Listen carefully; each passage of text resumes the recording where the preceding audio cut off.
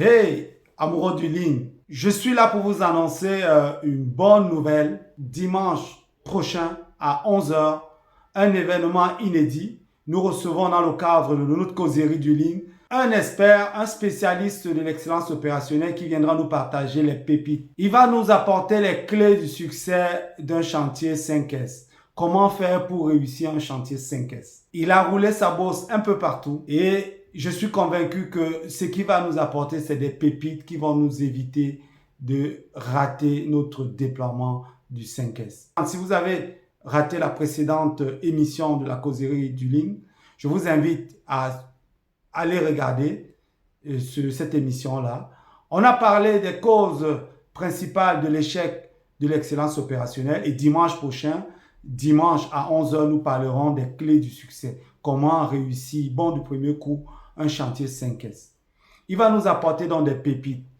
Dans cette vidéo, la récente causerie du ligne, il nous a été rapporté qu'il y a des gens qui voulaient savoir ce que c'est que le 5S. Le 5S, c'est cette démarche qui est née du Japon, qui vise à encourager le travail d'équipe et surtout nous permet de découvrir les problèmes au quotidien et de nous améliorer de façon permanente. Le dire ainsi serait peut-être un peu plus difficile aussi pour les uns et les autres. Mais le 5S, je vais faire simple. Si vous êtes en famille, je suis certainement convaincu que vous faites du 5S. Imaginez, vous avez des linges sales et vous savez où vous devez les positionner pour éviter de les mélanger. Vous avez défini tous ensemble, vous avez fait un travail d'équipe.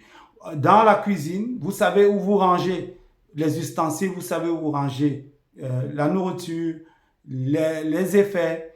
Tout est bien défini.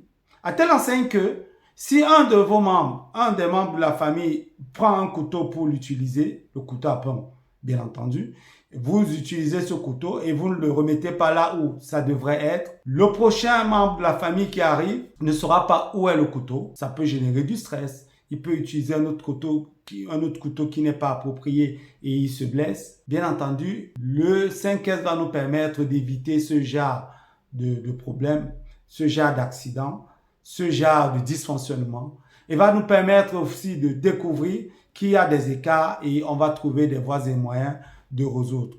Donc, le 5S, c'est cette démarche-là qui vise donc à trier, nettoyer, scintiller, comme on le dit, hein, ranger et puis standardiser et éduquer.